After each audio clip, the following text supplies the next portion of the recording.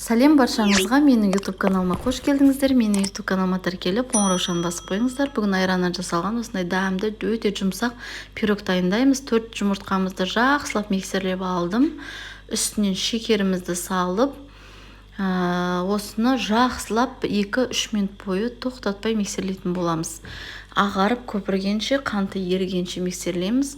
Осының үстінен сұйық айранымызды, сұйық майымызды құйып тағы да бір миксерлеп аламыз. Енді осыған ұнымызға разрыхеттер салып, барлығын массамызға салатын боламыз. Барлығын салып, тағы да миксерлеп, бәрі бір келкі масса болғанша осылай миксерлеп аламыз.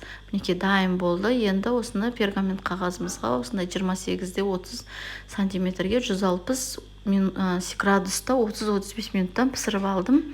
Мінекей дайын болды. Суығаннан кейін бетіне сахарный пудрамызды сеуіп, қонақтарыңызға ұсынсаңыздар болады. Жасап көріңіздер, ас болсын. Ұнайтынына сенімдімін.